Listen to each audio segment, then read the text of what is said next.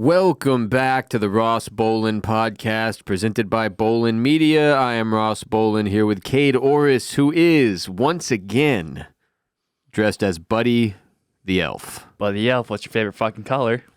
Kade, how often do you clean that costume? After every use, so...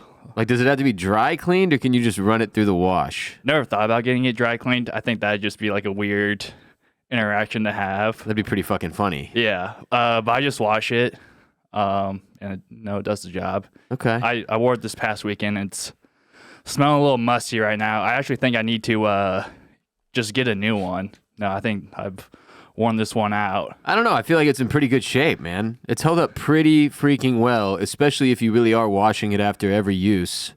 Yeah, so I wore it this weekend, and it was just a lot went down. What, you had to take a lot of pictures with people? Yeah, it's like the closest you can feel like of being a celebrity. Yeah. A lot of people asking for pictures, just like coming up and talk to you. Well, you were at so this was at the bar this past weekend. Yes. So no one else is dressed up, I assume. Well, there actually was, like, people are wearing Christmas sweaters. Okay. And there's a couple Santas. There's one person that was also dressed up as Buddy. Oh, wow. And yeah, so Did you have to fight to the death? Did you kill a guy? No, I didn't do any of that, but we did take a picture together. We tried to do the Spider-Man meme where they're pointing at each other. Oh, yeah. And that turned out blurry as fuck, so I was like, yeah, sad. Yeah, very sad. Can't put it on the gram. No, but yeah, just getting quotes thrown at me left and right from people. It got pretty annoying pretty fast. So, like, I would always get, Buddy the Elf, what's your favorite color? Yeah. But they would, like, say it to me, but that's my line to say to someone. Yeah. So they just, like, wait for me to give them an answer. I'm just like, I don't... What is your favorite color? Like, you, like... Like, really, what is your favorite color? It's red. Red? Yeah. Wow. I feel like you don't hear that one much. Really? I feel like that's a pretty popular one. But, like, I'm just like, I don't know what you want me to say. Like, I guess green because I'm wearing green. And I'll say, like, green and red for Christmas. But I'm like, I'm supposed to say that to you. So I got pretty annoyed hearing that one. So I'd be like, oh, I'm colorblind. I don't see color. Dude. Yeah. Then I always get... You're getting worn out. It's just like when a celebrity...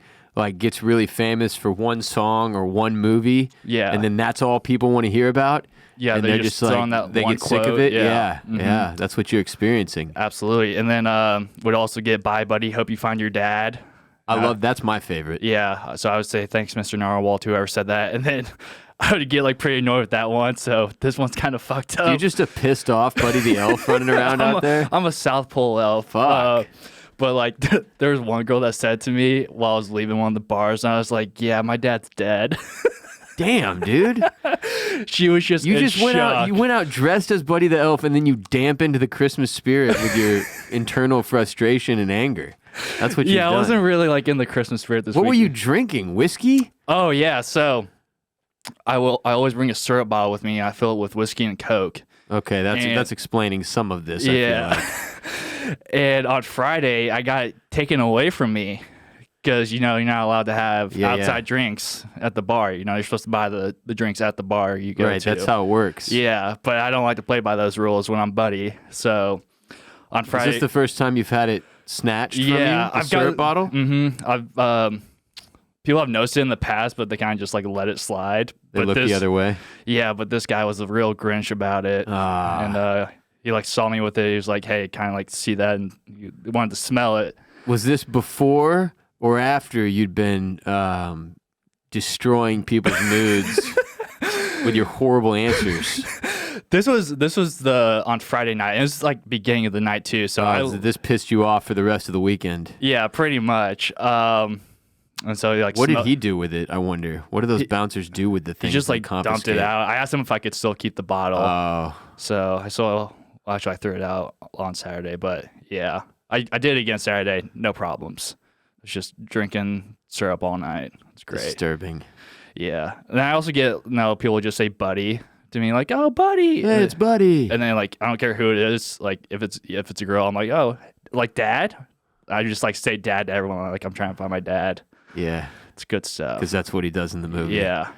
Tries to find his dad. Mm-hmm. And then he does, and his dad's a real prick. He is a prick, but he comes around. He's a real Scrooge at the beginning. Mm-hmm. Yeah. Anyway. Fucking Kade, Buddy the Elf. One and the same. Been getting ready for Christmas at my house. I'm a firm believer that you have to wait until after Thanksgiving to decorate for Christmas, as I've said, one holiday at a time. And, and just on that note, you take your Christmas decorations down on New Year's Day at the latest.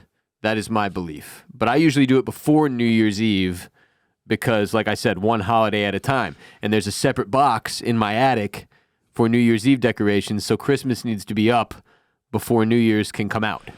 So I thought you hated New Year's. I didn't know you're decorating for it. I don't like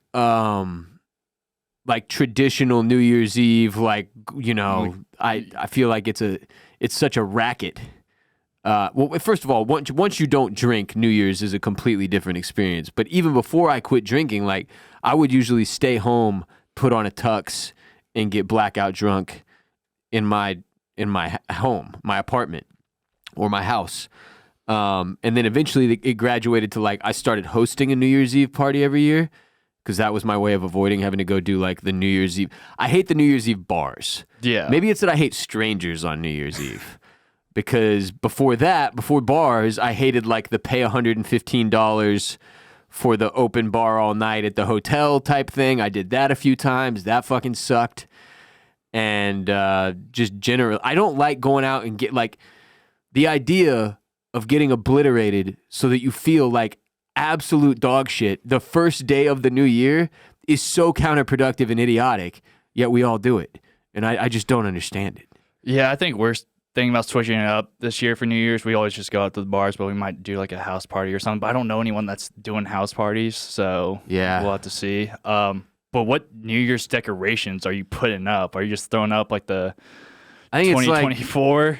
Did you get the 2024 glasses already? It's a good question. I think there's a top hat in this box, and then some, sparklers or whatever. Some party favors. Some weird, it's not that much New Year's Eve decorations. It's not a big box. It's nothing like there's 6 Christmas boxes that I have to pull out of the attic. But, they exist to some extent. I really don't remember. I'm going to have to look. But yeah, I also insist on getting a real Christmas tree, a real Christmas tree, because I think the fake trees are for fake people. So we took the kids out to the tree farm to pick out a tree. And before I had kids, I'd say my Christmas tree shopping experience was usually a 30 to 45 minute deal, picking out the perfect tree, having some dude show me a bunch of trees. I've talked about this before, but the Christmas tree places are always run by the cast of Texas Chainsaw Massacre. It's some twisted freak family of weirdos that are just the most antisocial bunch of nut jobs you've ever met in your life. And I kind of love that part of it. It's always are we going to get murdered here? And, but yeah, so what qualities are you looking for in a Christmas tree? I Because that seems like a very long process. Fullness. You want it to be full. You don't want to have a bunch of gaps, in your branches. You want it to be a certain shade of green because if it starts to look brown, it's like a banana. Then that banana is on its way out. Same thing with the Christmas tree. If you give a limb a shake, you don't want to see too many needles falling off because that means it's dry. Right? And you want this thing to survive if you're getting it pretty early on in December like I do through the whole month. You got to keep this fucker alive in your living room. You got to keep him watered. Yeah, see, that's why I go with the fake tree because you don't have to do any of that. Yeah. Just seems like a lot for I need the smell, though, man. I need the smell. I don't like... It's part of it's a tradition, right? So it's it helps me get in the Christmas spirit to go pick out the tree and shit. And then also while I'm out there, I always have to try to remember if I have a tree stand at home or if I threw it out or it broke, and then I buy another tree stand to put in the pile of tree stands that I have. But with kids, I'm in and out in 10 minutes at the Christmas tree place. I'm not looking hard. There's too much chaos. It's not worth it. There's chainsaws going, cars pulling in and out. The 4-year-old is running around like a lunatic. My wife is stressed out to the max. Everybody ends up crying and having a panic attack. So I just spot a good tree as quickly as I can, one I know I can work with, and we're in and out. And this year, I saw a tree that I was that somebody clearly asked them to unwrap it. They're all bundled up, the trees in a pile. Well, maybe you don't know. Yeah, I have no idea. But they are. And then you say let me see this one. And they unbundle it and they stand it up. And then somebody clearly looked at this one and went, no.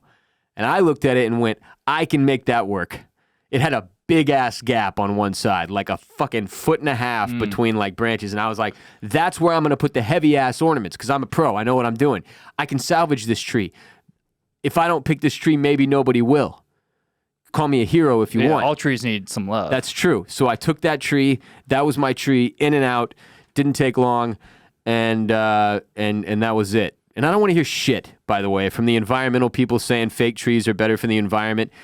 I am aware of your stance. I don't know if I agree with it, but like apparently tree farms are bad. And let me just say, if you're gonna take that stance, your fake plastic ass tree better be made of like recycled plastics. If you're talking that shit to me, I'm in an electric vehicle only family. Okay, I recycle my ass off constantly so that you can have your fake plastic environmentally friendly tree. So I don't want to be shamed for my tree stance. Anyway, I got the tree up, put the lights on, which is always hell. That's the worst part in the process, Cade. Oh, absolutely. It sucks. Just a terrible activity. And they're always fucking... You got to test the lights before you put them on. You got to get them. Every year when I take the lights off the tree, I remember going, fuck future Ross. And I let them get knotted up. I don't do it very organized. And then when I take them back out of the attic the next year, I go, fuck past Ross. And we're just in this constant battle. But got the lights up. And then I put the ornaments up with my stepdaughter. She had a blast like being involved, although we did lose a couple. Well, they broke. Well, she was responsible for grabbing them out of the box and then handing them to me, and just some didn't make it. Some soldiers get left behind. Are you going with like the basic ornaments, just like the round?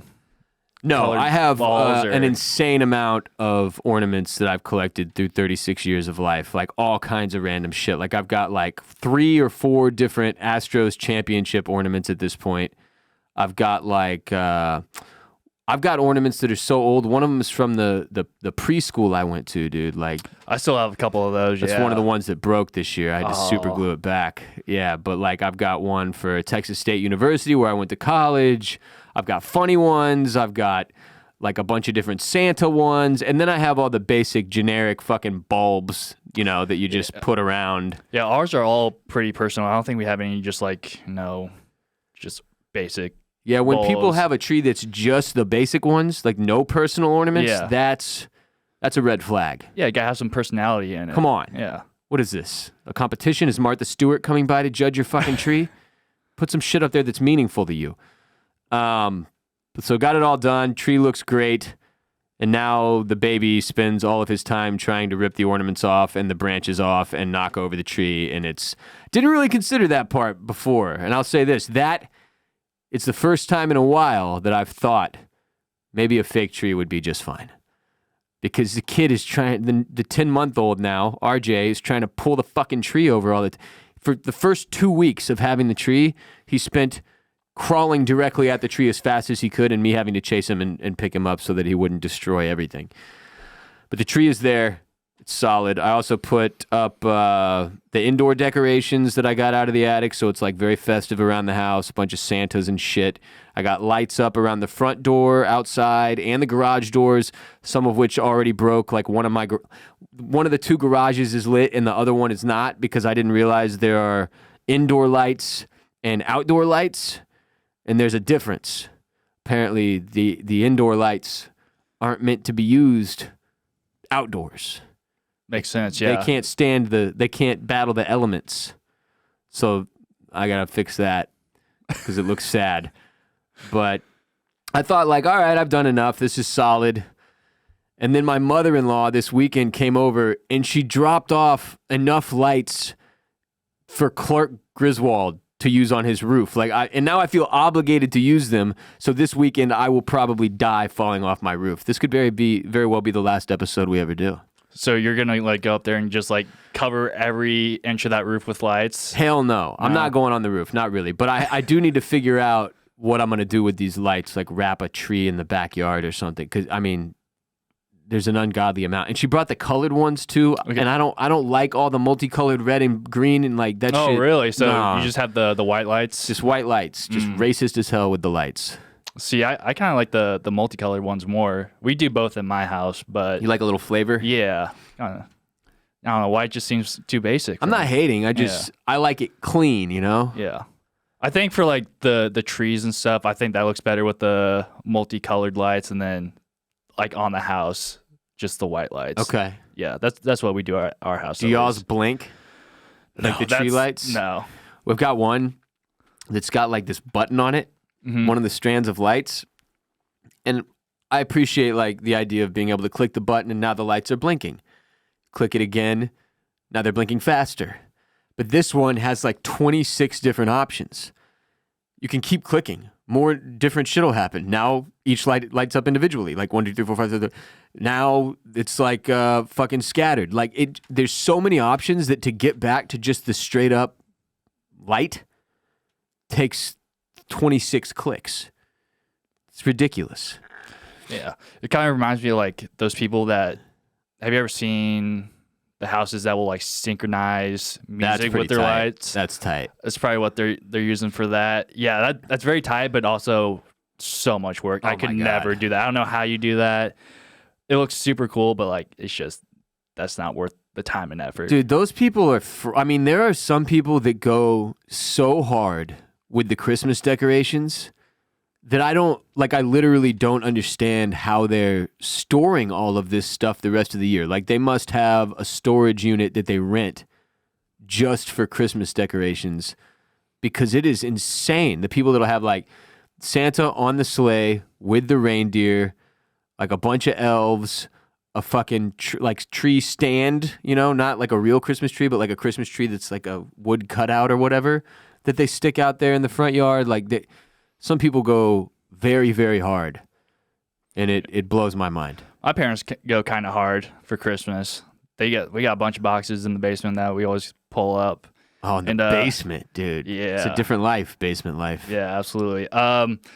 But we got a few things that we like to put up. We a lot of Snoopy.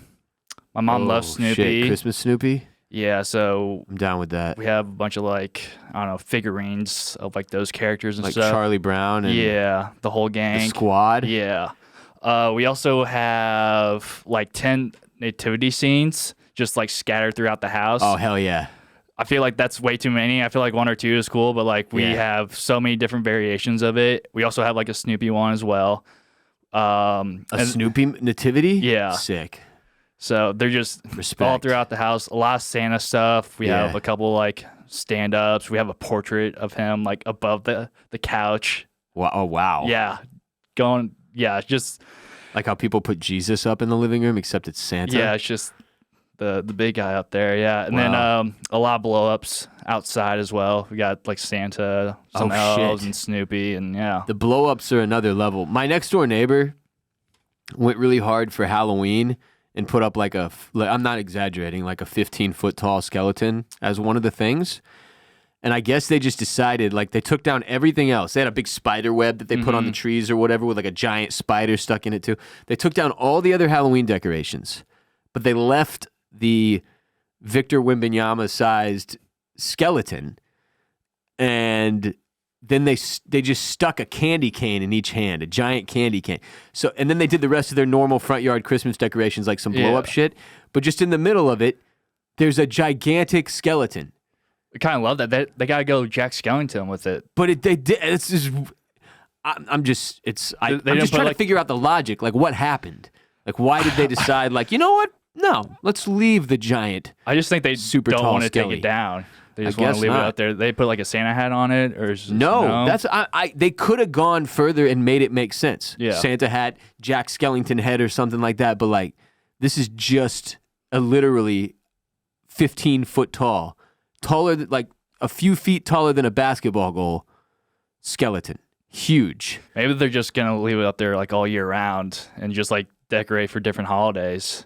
It's a bold move, Yeah. Cotton. We'll see how it pays off for him. But like, yeah, I'm a little tripped out at the moment by my next door neighbor. They also do the thing where there's like a light show on their house. Have you seen people that do this? It's just like It's a projector of some kind. and they just like put like there's just lights on the house. Yeah, snowflakes rotating on the side of the house or that's whatever. lazy. I don't like that. I'm not a fan of it, especially because it like reflects into my bedroom window somehow. I don't like it. I want it to stop. And I may go at it with a baseball bat. Yeah, just unplug it one night, or just like, I don't know, like mess with the cords. So Something's got to be done. Yeah. Yeah. Did you ever decorate in college? Like, would you put up a Christmas tree or anything like that? Oh yeah, we did the frat house. We would usually, keeping in mind that the motivation was that we would throw a big Christmas party or whatever, Right. but we would wallpaper, like, Okay. let me rephrase that. We would put wrapping paper up, like Christmas wrapping paper, across all the walls all over the house. Love that. That's great. It was actually pretty tight. Yeah. We would decorate the frat house, but like my senior year, we had a house off campus, and we like had the Christmas tree, and we would like put up like beer cans and like other like alcohol bottles, like just in the Christmas tree with the Fucking lights drunks. and stuff. Yeah, just the most college ass Christmas tree ever. And then we left it remember up. doing the beer can ornaments. Yeah. And then we left it up for the entire rest of the year. We just like didn't want to Just take it down. see how It just long looks you could so make good. it. Yeah, it looks so good up there. Dude, we had a tree at Bolin Media last year. I don't know if you remember. I do, yeah. But after, like, it was my wife's old fake tree. Like, when we got married, I was like, this thing is out. We're going new tree. We're a real tree family here. And so I took it to the Bolin Media house and I put it up in the corner. And part of the pain in the ass of this thing is it had fake snow on it. And whenever you would get it out the bag and then drag it to the spot you were going to put it, it just left a trail of this disgusting fake snow everywhere. So last year, when it was all said and done, I was like, when I was taking it down, I was like, this thing has got to be retired. But I didn't really know how to dispose of it. It's pretty big, comes into 3 pieces when you take it apart. So I just threw it on the side of the house, like over by the trash cans, and it sat there until like 3 weeks ago when you and me dragged it out to the front lawn for big trash pickup day. And it was gnarly, dude. There had to have been some serious critters living inside. Oh, for sure. Of this Yeah, that fake was tree. outside for a minute. And For the a elements. straight up almost full calendar year in the rain and shit. But yeah. Yeah, You know what? Now that I'm thinking about it, in the attic here at Bolin Media, there are some more decorations. There's an attic here. Yeah, Oh wait, that's in the where garage. Jared is. Yeah, yeah. where we're keeping That's Jared. where he's tied up to in his Gimp costume. Gimp Jared. But yeah, I love the Christmas decorations, but I hate putting them up. Like it's too much. I always have to help my dad with the lights. Oh yeah. She's like, I don't want to be out here. I have to hold the Don't ladder be a and pussy, stuff. Cade. Come on, get in the fucking spirit of things. Jesus Christ, you wear Buddy the Elf costume year round. You can't handle putting up some lights. No, I don't like putting up the lights. I'd rather just like pay someone to do it for me. The lights suck, and I mean, frankly, I've gone that route. One year, I paid to have the outside lights done, and it was not expensive.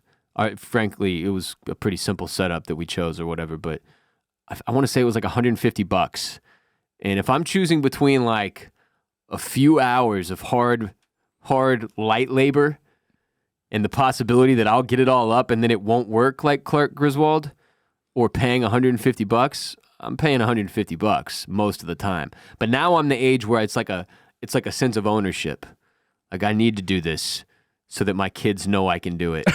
And Yeah. then when they look back at pictures of this shit, I'll be able to say, like, I did that. you But they know? don't know right now. They're too young. You could just say like, yeah, I used No, to they do don't it. care at all. Yeah. They don't have any idea. Definitely So not. you could lie to them. Yeah. That's fine. I mean, no, and it's a bad precedent. I don't want to be tainting our memories with lies, you know? That's fair. That's So fair. anyway, that's where I'm at. I love Christmas and the decorations and the tree and all the shit that comes with it. Even dude, people that go too hard for Halloween with the decorations, it kind of annoys me. I'm just like, Jesus Christ, this is gaudy and tacky and just why do you have that giant inflatable zombie baby? For that one neighbor of mine does that. But for Christmas, I don't really care. I like the people that go crazy with it, like all of the way crazy with it, where I'm like literally in awe of how much shit you have in your yard. Because I like driving around like the neighborhood Yeah, and shit it looks nice. Yeah. and looking at all the lights. Like last year, we took the 4-year-old in the car and drove her around at the end of the night on Christmas Eve to look at all the lights and shit, and she fucking loved it. Every time she saw a Grinch, she lost her mind. Grinch! She loves the Grinch. Loves the Grinch. Makes no sense to me. The Grinch is a thief, you know? Yeah. She always tells me he starts off as a bad guy, but then he becomes a good guy. Yeah, his heart grows 3 sizes. That's right. Yeah. It's possible. Can be done. I used to be a piece of shit. So did the Grinch. But people can change. Have you been to the Trail of Lights? Dude, we went this weekend, yeah. Oh, really? How was that? Oh, yeah. It's a fucking nightmare with kids. It's awful. I bet, yeah. My legs still hurt and my feet from walking. There was a lot of yelling and nobody cooperating for pictures. And I'll say this, though. The kids did all right. It's not that they did that bad. I'm just saying it's pretty exhausting. Going out there without kids later at night, having a few drinks or whatever, walking around, looking at the shit, not being in a hurry because you don't have kids in a bedtime, that's a more preferable experience, I would say. But so we did the line for Santa, right? Okay, yeah. And they got Santa and Mrs. Claus and her big fat ass. and she's just, just sitting there with that donk next to him. But that's not the point. The point is we waited in line. We get both kids up there. The 4-year-old, she does great. She's totally cool with Santa now. Doesn't really ask too many questions, which comes a little bit later when they're a little older. Then it's like, wait, why is there this Santa's different than the other Santa we saw? There's one in the mall, and there's one in the neighborhood, and there's one at the Trail of Lights. Like, who are all these Santas? And you have to answer specific questions. It gets complicated. But RJ, the 10-month-old, my son, he doesn't know what the fuck is happening. Right. So, like, we did a Santa last weekend the weekend before last in my neighborhood, where there was like a neighborhood Christmas deal by the neighborhood pool, and they had a Santa Claus, and I handed him to Santa, and I've never seen him do this before. He just put both hands up like as if to ask, like, what is happening? And he just stuck like that, like looked at the guy, like, who the fuck is this? And Santa goes, you better get the picture quick. and then he didn't cry, but he was like visibly upset. Like, get me the fuck off of this old creepy red dude who's got a giant white beard. And the Santa at Trail of Lights, similar thing happened. He did start crying at that, but we got a good picture. And then we were waiting in line for, like, after you get your picture taken, you have to put like your email into their iPad. And the iPad was going slow, so we had to stand there for a minute. And while we were standing there, this family got up. It was their turn with Santa. And the mom and dad look like, I don't know how else to put this.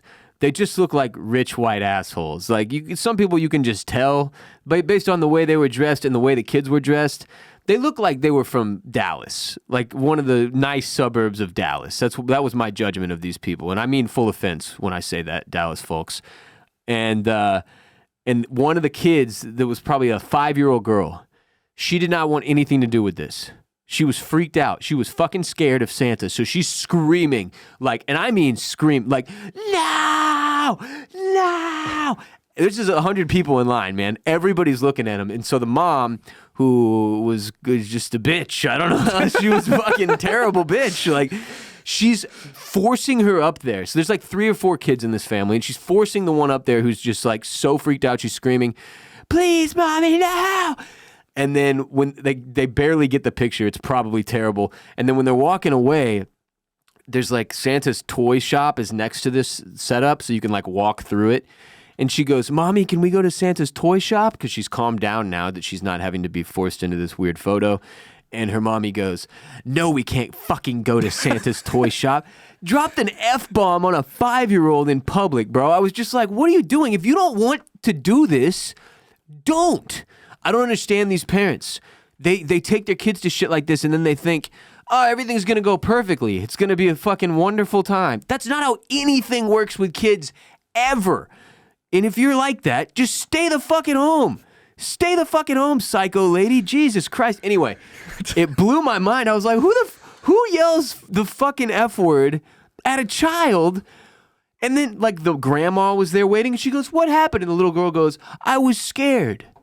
It's perfectly reasonable to be scared of a fucking strange man in a giant red suit with a fucking beard your parents are handing you off to. Yeah, that is like a thing, like, as a kid, like, growing up and seeing Santa and stuff. Like, I did it too when I was really young. Yeah. Like, I would always cry when I was like sitting on Santa's lap. No idea why. Because you don't know what the fuck is happening. Yeah. It's scary. I get it. But yeah, no, I had some not great pictures with Santa as Everybody a young does. lad. I mean, that's part of the tradition, like the experience, right? Like you see later in life, like the pictures of you crying with Santa are funny. And I get it. You want to get the pictures. I don't get the getting so angry with your kid that you're throwing an F-bomb at him after the fact. So anyway, that was funny. That's good. So to answer your question, yeah, we went to Trail of Lights. Okay, that's good. Yeah. But what's like the light situation? Like, what they got a lot of stuff there. I mean, it's Nice, pretty nice setup, impressive. Yeah, it's and they've got good food, Okay. hot chocolate, like a bunch of different food trucks and shit. I got some crazy ass. I'll say this: my stomach is still recovering. I got a giant chili cheese like hot dog. That'll do it. And then what on the sign on the menu it said ranch fries. And I was like, yes, please. I love the idea of those two things together. Have that often.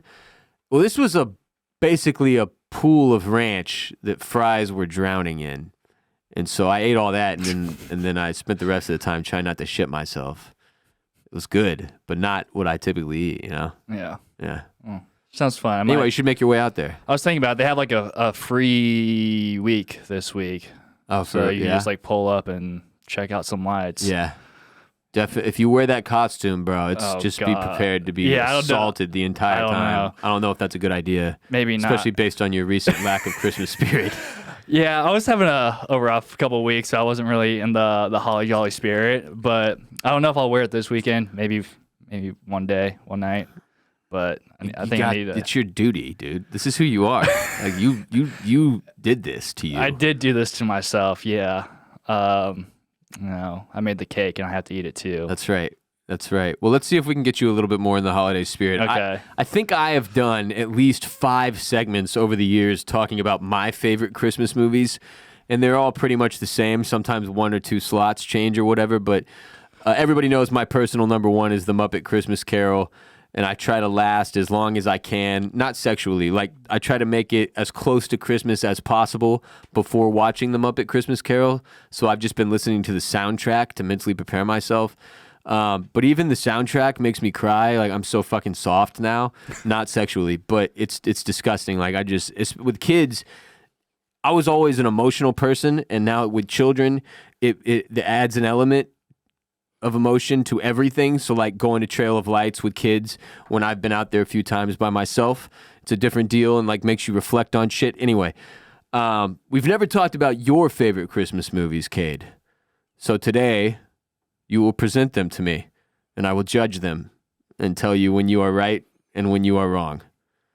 Here's Kade's favorite Christmas movies. All right, sounds good. Yeah, so the Santa Claus used to occupy my 5th spot. Your number 5 slot? Yeah, but since Tim Allen is a rat bastard and a bitch now. And a bitch, yeah.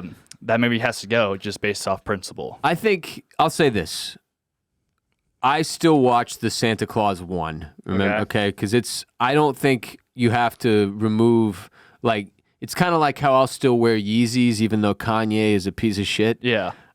I don't feel like that you can let the artist ruin the art. If it's something you enjoy, that's okay. That's fair. Like, I'll still watch it. Like, I like it, but like, you it don't just wanna can't put be it in my top 5. Yeah. Okay. Then I also thought about putting in 4 Christmases. Have you ever seen that one with Vince Vaughn and I believe Reese Witherspoon? Yeah, sneaky solid movie. Yeah, watched it for the first time last year. Thought it was pretty funny. But again, just haven't seen enough to put make it in my a top 5. classic. Yeah.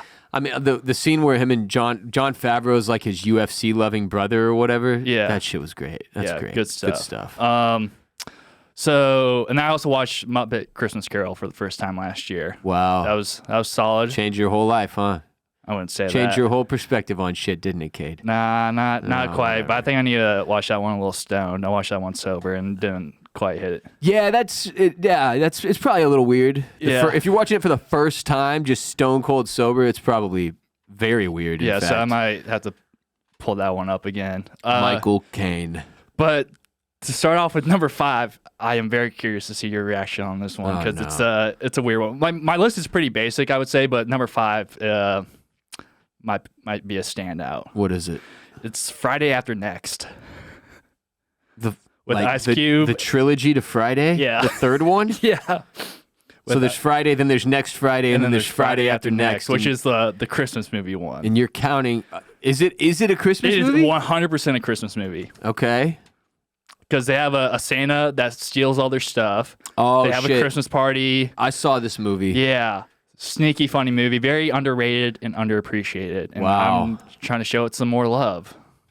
This is a ridiculous cast list. Yeah. It is. Yeah, it's absurd. Fucking A. But it doesn't have Chris Tucker, right? No, it has Mike Epps, Yeah, okay. who's still really solid in this one. If you had to replace Chris, then, Mike Epps wasn't a bad pick. No, not at all. So, yeah, that's my number 5. Jesus. I hope things get better from here. Oh, no, it's all classics from here on out. Okay. Number 4, we got The Grinch. Which with one? Jim Carrey. Oh, yeah. I can't put How the Grinch Stole Christmas because that's only like 30 minutes. That's not The OG? Yeah, that's not like a real... Dude, it is really short. Yeah. You're not wrong. Really short movie. The 1950s one or whatever. I like solid. The I like it. No, it's great. It's great. It's just... The Jim Carrey one is, much better in my opinion. It is. It's a great film. Mm-hmm. Number 3, we have Home Alone 3. 3? No, I'm just playing. It's Home Alone. Dude, I was about to fucking shut it down, man. Come on. No, we got Home Alone and Home Alone 2. Yeah. It's kind of like, I put those two together. That's one slot. Yeah. So, no, those two are the best. And Third one was dog shit. That kid sucked. What about 4? Who the fuck was that kid? They just brought in some... I remember as a child when Home Alone 3 came out being like, who the hell is that? Yeah, what happened? Where's Kevin? Yeah. Who the fuck is this kid? Now they got like 6 of them. Nobody cares. Yeah. That's not... Nah, Yeah, you just watch the first 2 and then that's about it. That's it. Hollywood has got to stop ruining our sacred institutions with their fucking incessant remakes. So, what else? So that's 3? That's 3. Number 2, Christmas Vacation. Great Another movie. classic. Watched So many great lines from that God. one. And then at number 1, I'm sure you can guess it. It is Christmas with the Cranks. It's Elf, isn't it? Yeah, it's Elf. Yeah. Yeah. If you couldn't tell. Okay. What other what do y'all watch like as a family? The Orrises. What do y'all watch? We don't really like get together and watch Christmas movies. Yeah. I mean, like we might do Elf, but like every Christmas Eve, I will probably watch all these movies. All of them? Yeah, just in one day. In succession, just one after the other? Yeah, because I stay up pretty late on Christmas Eve. I just can't fall asleep. I'm just so excited. Just the excitement. Yeah, to see what Santa brought me. See Santa. So I stay up pretty late and just crush Christmas movies. Nice. It's good stuff. Yeah. I don't stay up really late anymore, but I used to. Yeah. I used to. Oh, I used to. But I watch them pretty much the whole of December, man. The second I hold on until after Thanksgiving, the second Thanksgiving is passed, so into November I'll start letting them creep in. Mm-hmm. Throwing out, like one of the classics like a Home Alone or a Christmas Vacation or whatever, and then I work my way through and I try to get through as many as I can before I'm rewatching, but I will definitely rewatch. I've already watched Christmas Vacation. I'm going to watch it again before Christmas.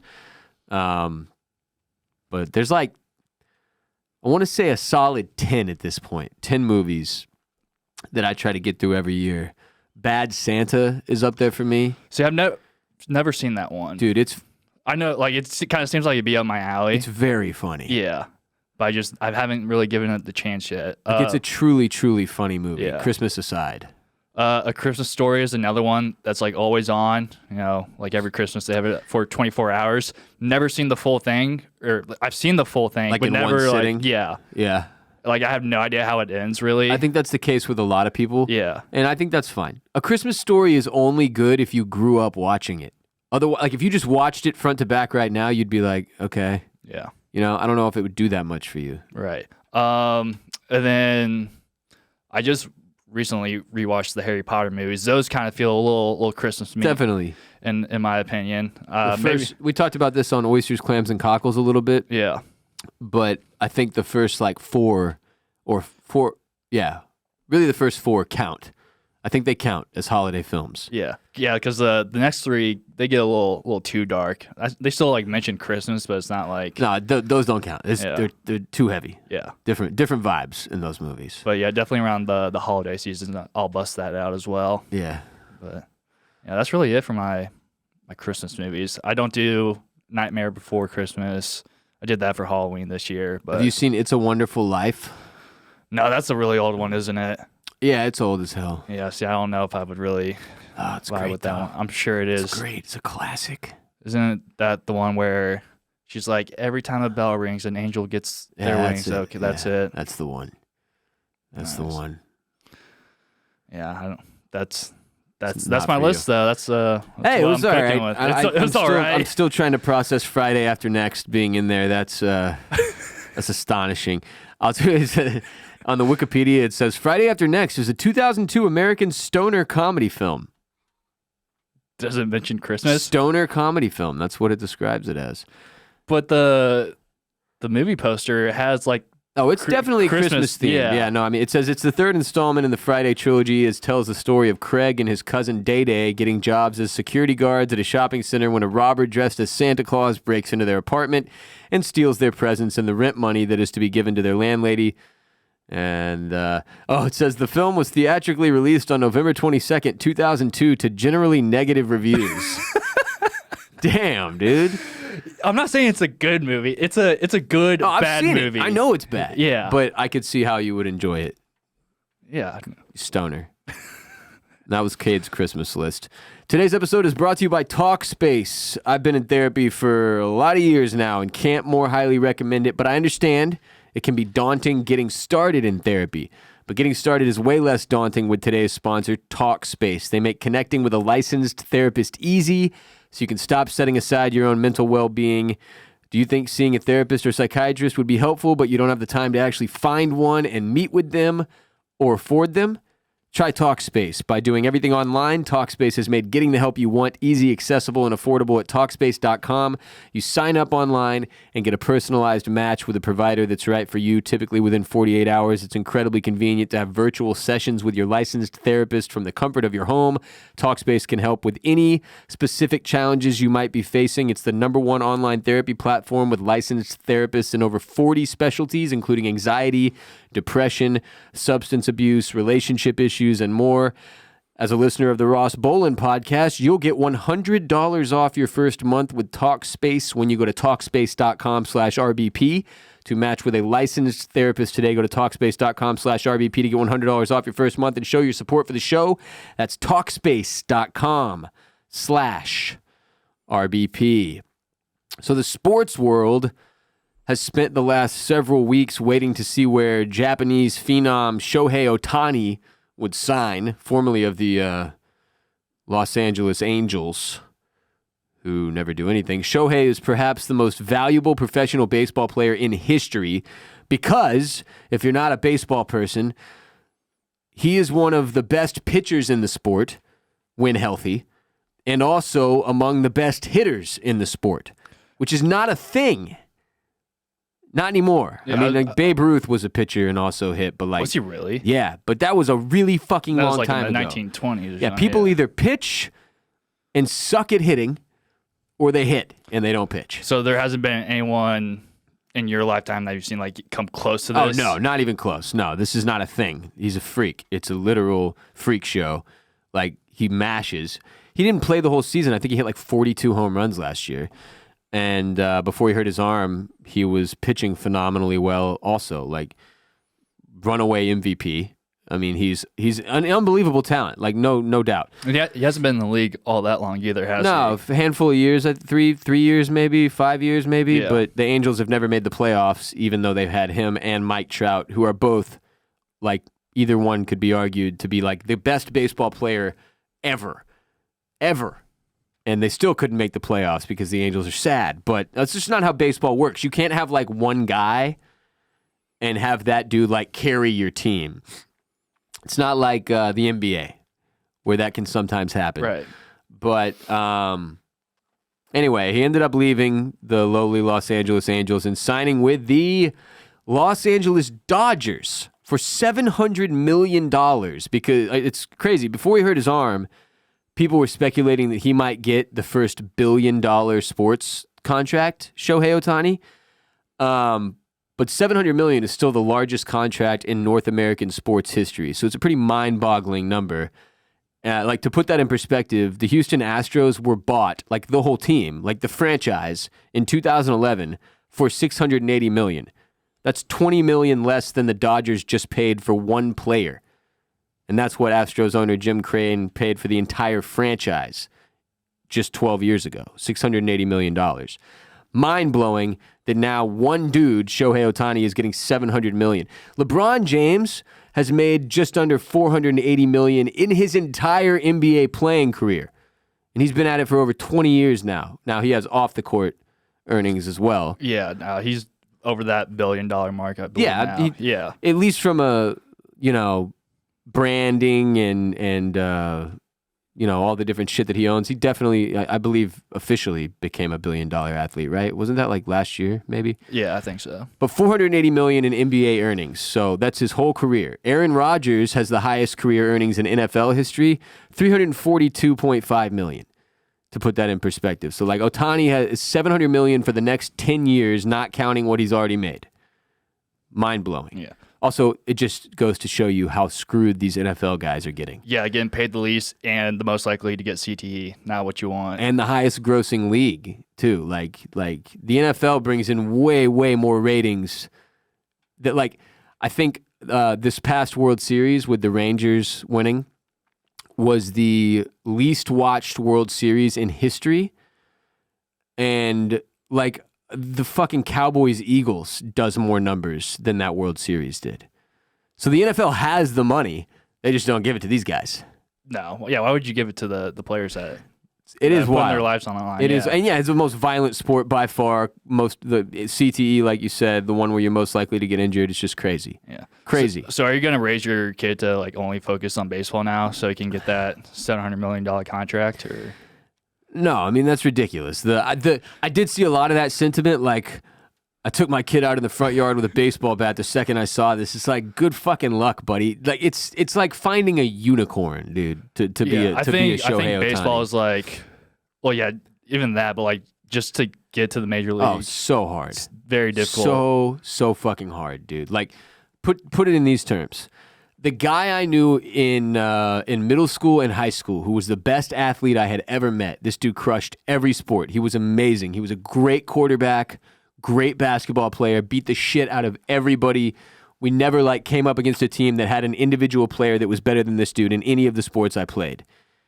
He went on to get drafted into the minors. He played for a few years, and then he was out. That was it. I never met a better athlete, and he couldn't even get to the all the way MLB level. It's impossible. It's it's comparable to golf in my mind, where everybody plays golf, everybody grows up playing baseball, and then there's all these dudes who are I think I could make it to Q school. I think I could get my tour card. It's no, the fuck you couldn't. You have any idea how hard it is to become a professional golfer?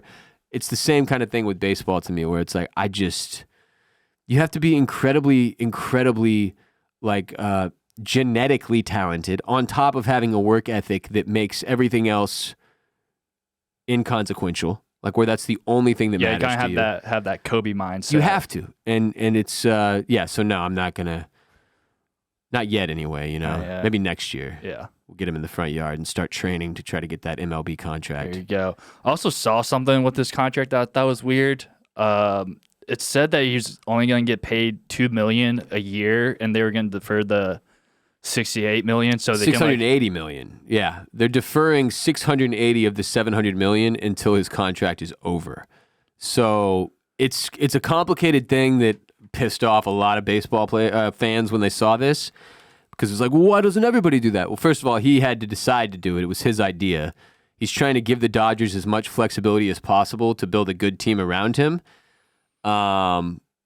because he wants to win a championship and not just because we just said, they had Shohei and Mike Trout on the Angels. It didn't do shit. You need a complete team. You got to have good players in every position. You got to have a lineup, a batting lineup that's strong through and through.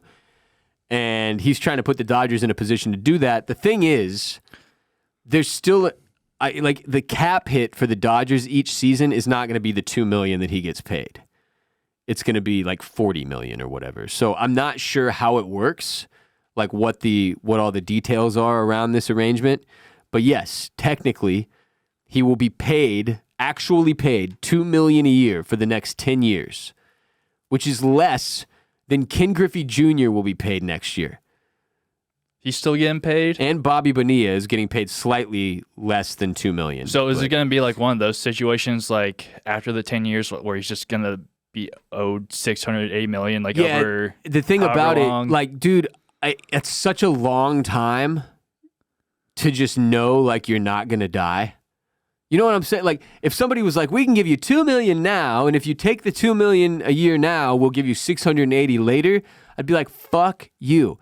How do I know I'm going to be alive in 10 years or 20 years? Like, there's you never know what's going to happen. I want that shit now. But he makes so much money in endorsements and is going to make so much more in endorsements on the Dodgers that it's like, it just doesn't matter. And we're still kind of waiting to see how this shakes out in terms of like what it means for Major League Baseball. Like, are the owners all going to be okay with the way this deferment thing works? Is anybody else going to sign a deal because like the Astros, for instance, we've got a couple of guys, Jose Altuve and Alex Bregman, coming up for free agency.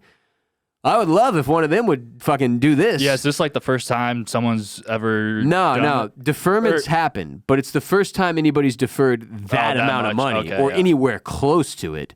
But that is why, like, Ken Griffey Jr. still gets paid, Bobby Bonilla still gets paid. Allen Iverson had deferment in his contract that was like he would make, I can't remember what it was, but it was to keep him from spending all of his money up front so that he would still get paid X amount a year or whatever. It is a good idea if you want to keep that income like after your professional career is over. So I do see the benefit. Yeah, he definitely doesn't need the money. It's just interesting. It's also like there's inflation, you know? So $680 million now versus $680 million 10 years from now. Like, who knows what the difference? Like, is he shaving off $50 million just in inflation? Like, who the fuck knows? But it's complicated. It's crazy. I do not really know all of the ins and outs, and I couldn't really find an article that adequately explained this yesterday when I was looking into it. It was like, what? Seems like a huge loophole to exploit.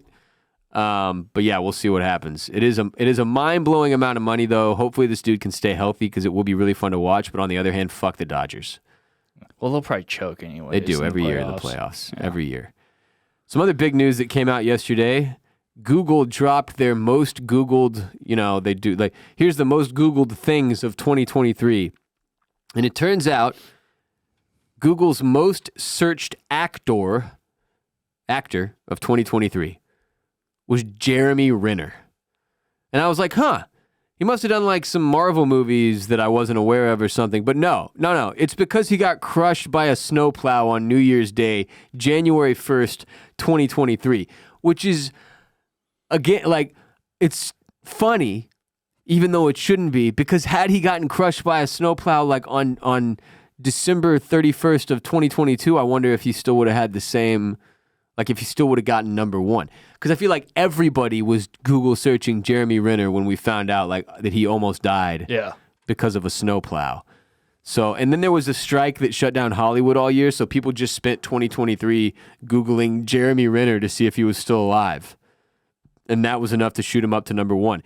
Jamie Foxx was number two, another guy who almost died. Yep. And then number three was Danny Masterson. So it was a really bad year, maybe the worst year on record to be an actor on the most Googled list. And Danny Masterson is... He was the actor from that 70s show that was accused of, and I believe actually convicted of,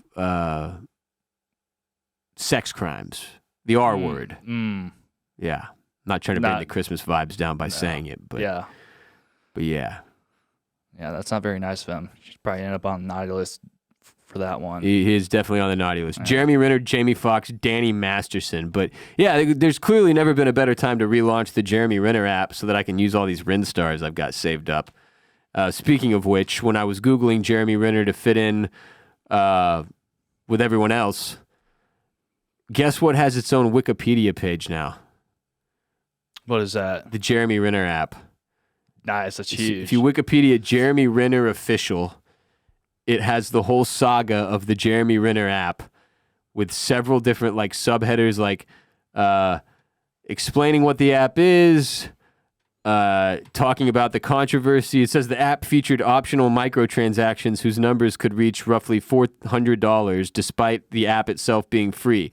Upon shutting down the app, Renner issued a mass refund for the collectible stars in the app for purchases made within the last 90 days. From the day the announcement was posted, he then posted an apology to the app itself, and the app was deleted from both the Google Play Store and the App Store shortly thereafter. It talks about Rens Day, how they used to celebrate Happy Rens Day on Wednesdays. It's ridiculous. Like, Wait, so how much money did you drop on those rent stars? oh You man, probably didn't get your thousands refund. of dollars. It was like my life savings up to that And you point. didn't get a refund because you didn't get them. You probably had them stored up for a while, didn't you? Nah, I wasn't buying that last 90 days, so I didn't get any money. So you really back. do need. I need this to be back. reborn. Yeah. So you can get good use out of those rent stars. I really need it to happen. Is there any celebrity that if they made an app you would download it? Because I'm trying to That's a good wonder question. like why It'd have people to be a sports thing. yeah.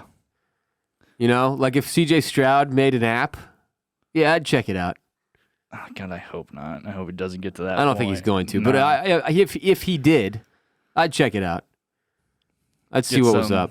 Some Stroud coins, bucks. I don't. Yeah, back in the day when James Harden was on the Rockets, I probably would have done it. Not now, No, but back in the day, yeah. you know, I would have done it. But anyway, R.I.P. Jeremy Renner official. It's very sad. Yeah. Remember, Kade and I will be back later this week on patreon.com/Ross Bolin podcast, where every week we drop an ad-free exclusive episode just for our Patreon subscribers who are supporting the show to make sure we can continue to exist as a show into 2024. We've got 650 people-ish on Patreon supporting the show right now, and we're thankful for every single one of them. But we need more of you to jump on the Patreon train and subscribe to gain access to hundreds of ad-free exclusive episodes from over the years that exist only on Patreon. So if you love RBP, if you enjoy what we're doing here and want to be one of the people making sure we can keep doing what we're doing, go to patreon.com/Ross Bolin podcast now and subscribe. If you need proof of the delicious ad-free pudding that exists on Patreon, here are a couple of my favorite hotline calls and our responses. Calls from listeners included in recent episodes. Enjoy. All right, we'll try this again. I didn't talk fast enough on the last one. I travel for work a lot. One of the cities I go to is Portland, a suburb of Portland. Usually it's pretty safe. Tonight, I flew in. The only place that's open within kind of where I usually stay, close to my office, is a B-Dubs. So walked to B-Dubs, had a few wings, had a single beer. And I was walking home. It's dark. It's, 10 o'clock here, raining. Somebody starts following me. I immediately think, oh shit, this is not good. He starts talking to me, wants to know what's in my backpack. I realize very quickly that I'm about to get mugged. So, I've always had this dream of somebody breaking my house and I take off all my clothes and, run out there naked because nobody wants to fight a naked guy type thing. Well, in this situation, I didn't have time to do that. So the next best thing that I could think of in that moment was, I'm going to pull out my dong and I'm going to threaten to pee on him. So I do that, and I just start peeing on the sidewalk. This dude freaks out, takes off running, gives me enough time to take off running the other direction. And I'm not sure if that's the right move, but if you're about to get mugged in that situation, what do you guys do? Do you do what I did? You have another idea? I don't know. Haven't really been in that situation before. Very new one for me. My heart's racing a million miles an hour right now. I'm safe, but I almost peed on somebody tonight. What do you think? Gang gang. What do you think, Kade? I actually think about not this particular situation, but just situations like that where you think you could potentially be in danger. Right. So being mugged or a potential mass Break-in shooting or or shooting. anything like that. So I always had little plans and strategies. I'm okay, where's my nearest exit? Who's around? What can I do? I've never thought about Whipping your dick out and peeing on the peeing. Yeah. I think it's brilliant given the circumstances where he was walking by himself at night. Somebody's coming from behind. He thinks he's about to be mugged. The dude starts making some kind of advances in terms of asking what's in his backpack or whatever. Yeah, I love this strategy in that case, pulling out your dick and peeing towards that person. I don't think most of us have the ability to pee on command with adrenaline going through our bodies like that guy does. Yeah, that might be his like superpower. And he only had one beer too. Yeah, that's special. Like if he was drunk, like I get it. Like, oh yeah, you always have to pee. Yeah, so, like but that's pretty easy. Yeah. But that's special. To be able to pee like that with fear coursing through your veins on command to prevent a mugging, that's your superpower is peeing whenever. That's amazing. Now, this reminds me of a funny story where at one point in college, one of my best friends, it's a dude I still talk to all the time, his backpack was sitting next to me in the frat house. And I noticed he had in one of the side pockets, like a mesh side pocket, you know, where you could put like a water bottle. Right. There was just this big ass rock. Okay. And I was like, what the fuck is this? Like, what? I go, bro, why do you have a giant stone in the side of your bag? Is this like a workout thing? Are you like rucking? You trying to lose weight? Like, what the fuck is this? He was like, nah, man, if I'm in class and a mass shooter comes in, I'm going to fucking chunk this rock at him. And I was like, dude, that's the stupidest fucking thing I've ever heard. A, you're going to miss. And B, he's going to be the first person you shoot. My first thought was like, oh, what if he misses? Like, he's definitely just immediately get capped. And he was like, okay, but this was his response. I'm not joking. His dead serious response. Okay, but what if everybody had a rock? What? And I was like, brother, that is the most senile fucking shit I've ever. But then I thought about it. I was like, okay, well, if let's just play hypothetical. If you're a psychopath and you bust into a classroom to shoot up, and everyone stands up with a giant stone and hurls it at you, like odds are one of them is going to knock you out. Yeah. And that's kind of brilliant. But a solo stone thrower is the dumbest strategy I've ever He heard. wants to be the hero. See, yeah, we don't need teachers to be armed with guns. We just need Students to arm with them stones. Yeah, students with stones, and that'll get the job done. Studentswithstones.com to join the movement and give money to our cause. We're trying to give every student in the nation a stone to throw so that they'll be safe from mass shootings. Sad thing, like this was 15, 16 years ago or whatever when I'm in college. This was already like a major problem, enough so that my boy was like, I've got to protect myself. And got himself a big-ass rock for his backpack. Because, well, I should note that now I think concealed carry is actually legal in Texas on college campuses. And this dude would definitely be strapped in 2023 because he's a gun guy and has like a bunch of different weapons. Even in 2020, when the pandemic broke out, I was like, shit, man. Like, there was a point the first couple weeks where I was, and I think a lot of people were like, well, this could be the end. Yeah. Where the system breaks and like chaos in the streets, and I don't have a gun. So I called up my boy and I was like, yo, can I borrow like one of your ARs or like, cause he's my gun nut friend. And he was the stone throwing guy. He was the dude who was going to class with a fucking rock in his backpack. So, I mean, self-defense is a weird thing. The risk of taking your dick out though, when you're being potentially mugged, is that if they have like a knife or something, now your dick is out. Oh yeah, and they're cutting that up real quick. You know what I'm saying? Like, you're still bringing your dick to a knife fight or a gunfight potentially, and that feels dangerous. But I do love the overall concept of retaliating against an attack by trying to overpower the other person with madness and craziness is awesome to me. Yeah, like you'll see in fights sometimes. Like again, I think you mentioned it, like just getting butt ass naked because no one wants to fight a Nobody naked wants to fight a person. naked guy, right? So that's especially in a fight you know you're gonna lose. I think that's the move. And frankly, it's kind of tight because like even if like worst comes to worst and you get got. Like the home break-in thing. Like if somebody breaks into your house and you rip all your clothes off and run at them naked and they just off you, at least at least after the fact, like you're a fucking legend forever. They're like, dude, did you hear about Ross? Like, oh no, what happened? It's like, well, somebody broke into his house and killed him, but they found him butt-ass naked because he tried to go at this dude nude. Like, that's a fucking great story for you forever about you know? I don't know. I feel like that's a bad way to go out. Like, if you're in a fight and you're butt ass naked, but he still beats your ass, it's kind of like, oh. That's Everyone saw your little dick and you got your ass beat. That's different though, because you're still alive after the fact. Oh, I don't know. You might beat the shit. If you're dead and gone and you died as you came into the world, I like that. I think that's tight. I'm not recommending it, just to be clear. Yeah, go out how you came in. Yeah, naked. Yeah. I'm also, again, not a self-defense specialist. This is not financial advice either. Just keep that in mind if you decide to do any of these things. Do you ever think about like I need an exit strategy just in case some shit goes off? Because I think about that all the time. No, not as much anymore, honestly. Like, it depends on the circumstances. I'm always pretty aware of my surroundings, like as an anxious person. Yeah. I feel like I've got...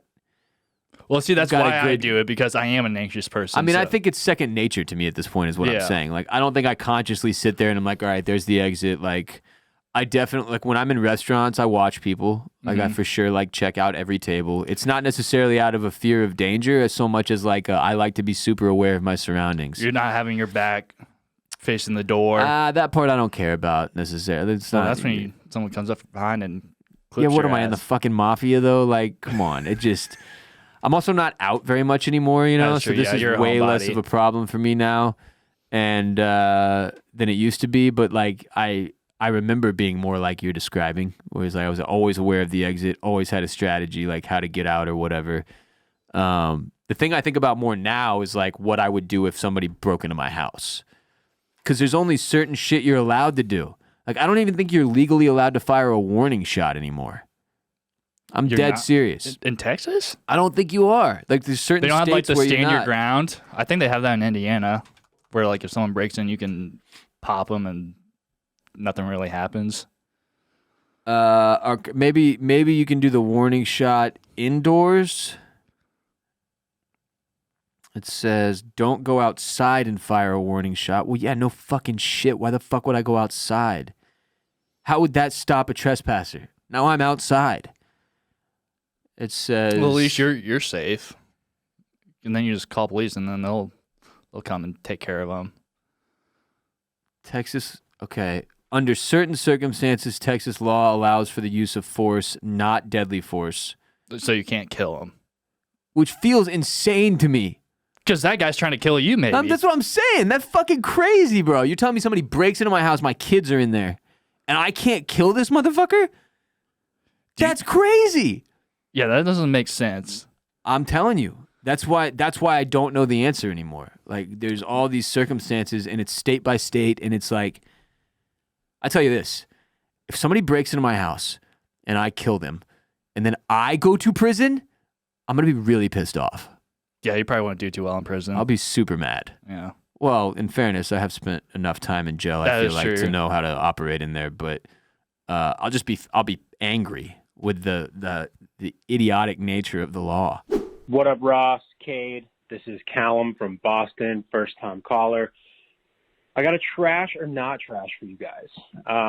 My trash or not trash is if you are a guest at someone's house and you are staying in their guest room, do you make the bed when you leave?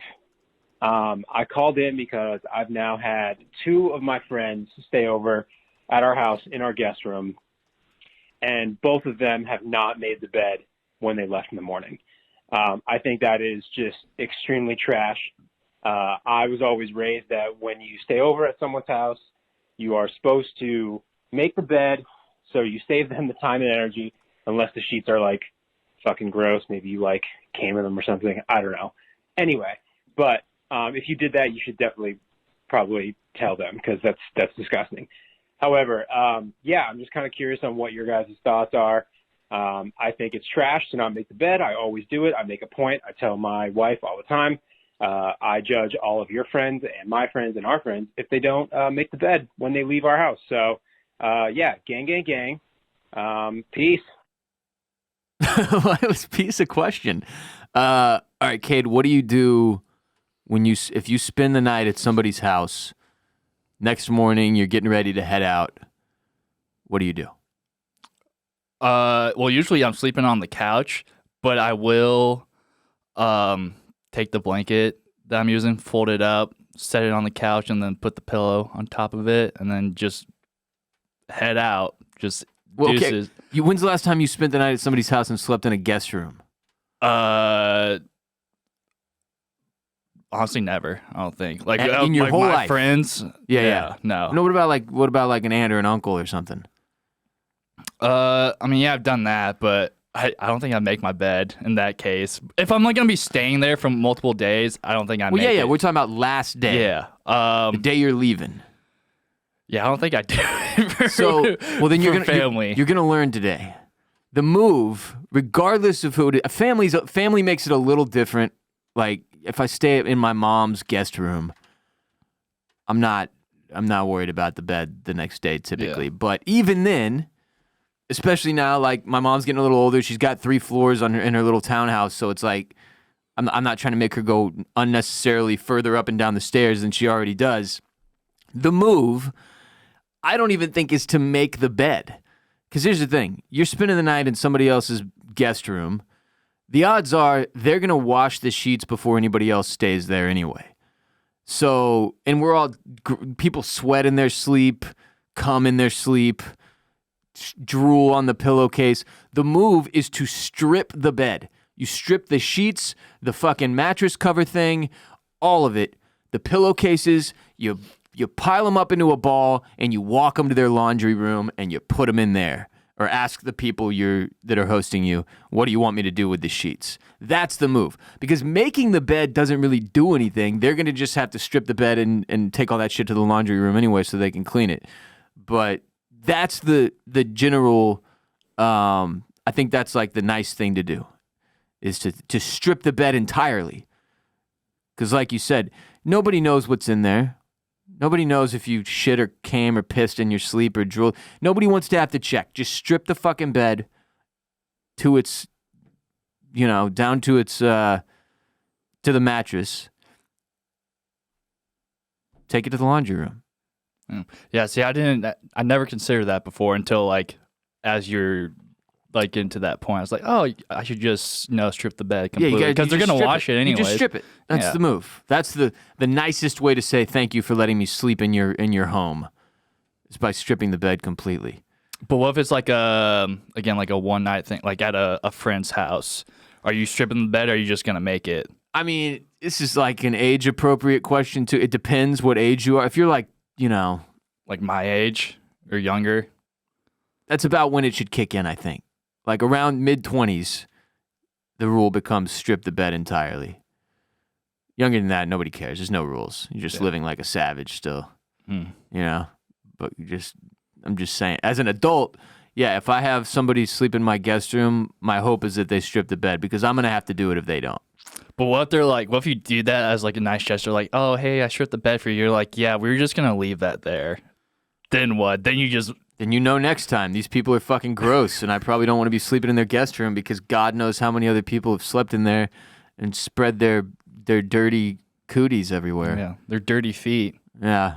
That's the nightmare. Mm-hmm. You strip they leave without stripping the bed, then you go in, you pull the comforter down, and their dirty ass feet have just like scuffed up the sheets, and then it's your problem.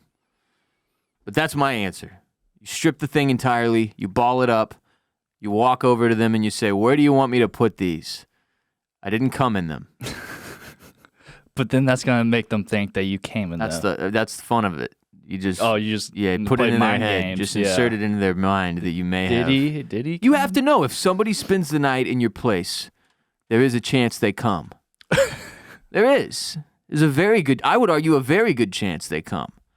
It's like this. If you went to a hotel and they told you, yeah, the last person just checked out, but we went ahead and just made the bed instead of giving you all new sheets and stuff, you would be like, well, fuck you. Absolutely no way in hell I'm sleeping here. Please refund my booking. Same thing when you stay as somebody's guest. That's my take on this situation. And yeah, your friends staying over at your place, or your wife's friends staying over at your place, and then just fucking leaving the next day without even having made the bed, that's fucked up. Yeah, so you're saying like make the bed, like obviously strip the bed is number one, but make it number two, and then if you just leave it there, you're just kind of... Making it is a nice gesture too, but it's like, it's circumstantial in that, like, if you all went out the night before and like raged, you need to strip the bed. Don't just make the bed. That's fucking weird. But then, like, if you do make the bed and they were going to strip it, then it's kind of nice that you didn't make it.